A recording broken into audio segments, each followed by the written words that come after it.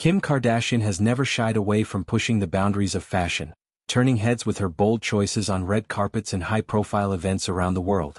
Yet, even as a trailblazer in style and a savvy entrepreneur who has built an empire with brands like Skims, there are moments that linger in her mind, moments where she second-guesses her decisions long after the applause has faded. One such moment revolves around her unforgettable appearance at the 2022 Met Gala, an event that remains etched in pop culture history for its glamour, drama, and yes, a touch of controversy. This was the night Kim stepped out in the legendary gown once worn by Marilyn Monroe, a piece of fashion folklore that had fans buzzing and critics divided. But now, years later, in a candid revelation shared during a post-credits segment of the latest episode of The Kardashians, Kim has laid bare her deepest regret about that evening. Not the dress itself, nor the logistical nightmares of borrowing such a priceless artifact, but something far more personal and transformative, her hair. Picture this. The Metropolitan Museum of Art, New York City, May 2, 2022. The theme was In America, an anthology of fashion, a celebration of the enduring spirit of American style. Kim, ever the chameleon of celebrity aesthetics, decided to embody an icon within an icon. She channeled Marilyn Monroe, slipping into the very dress that Monroe had immortalized in 1962 when she serenaded President John F. Kennedy with "Happy Birthday, Mr. President." That gown, a delicate confection of crystal-embellished gauze, was more than fabric. It was a whisper from Hollywood's golden age, a symbol of allure, vulnerability, and timeless seduction.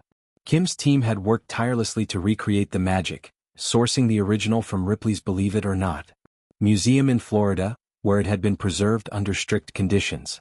The dress, weighing just a few pounds but carrying the weight of history, hugged Kim's figure in a way that sparked immediate awe and inevitable debate. From the moment she ascended the Met Gala steps, cameras flashing like a storm, Kim's look was a sensation. The gown's translucent quality, its shimmering cascade of over 2,500 hand-sewn crystals, caught the light in a way that evoked Monroe's ethereal glow. But it was the hair that completed the vision, or so it seemed at the time. Kim had gone full platinum blonde, her locks styled in soft waves that mimicked Monroe's signature tousled elegance.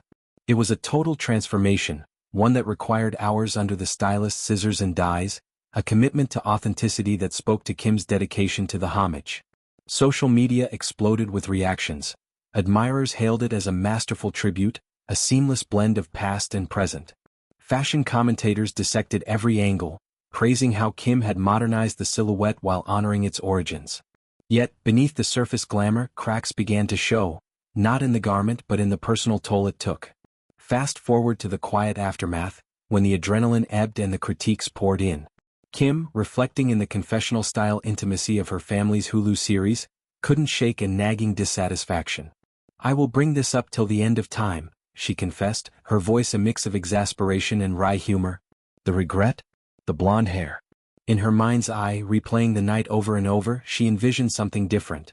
Her natural dark tresses, perhaps swept into an elegant updo or cascading in rich, brunette waves.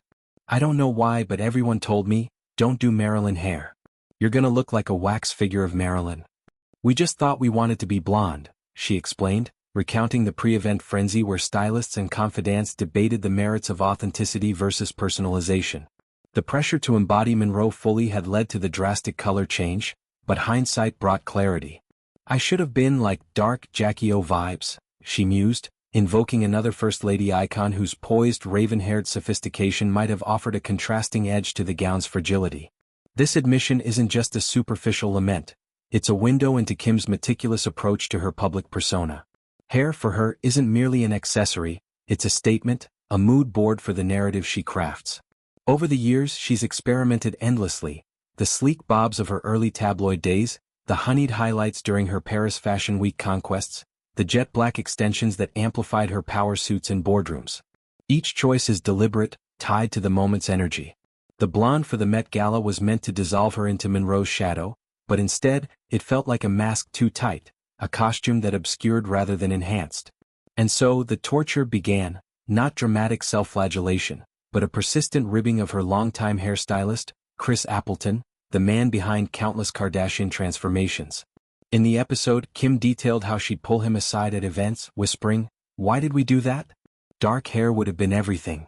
It's the kind of playful yet pointed accountability that defines her relationships in the industry, where trust is paramount, but perfection is the unspoken pact. Of course, the hair regret is just one thread in the tapestry of that night's complexities. The Met Gala appearance was no small feat. It involved months of negotiations, climate-controlled transport for the gown, which Kim famously couldn't sit in, leading to a private car ride to the venue, and a corset so constricting she could barely breathe. But the real storm brewed post-event, when eagle-eyed observers spotted what looked like tears in the fabric, subtle pulls at the seams, a testament to the gown's age and the physical demands of its revival. Social media sleuths amplified the images, turning whispers into a roar of backlash. Irreversible damage to a cultural treasure, one viral tweet proclaimed. Fashion historians weighed in, decrying the risks of wearing a 60-year-old artifact on a staircase fraught with paparazzi pushes.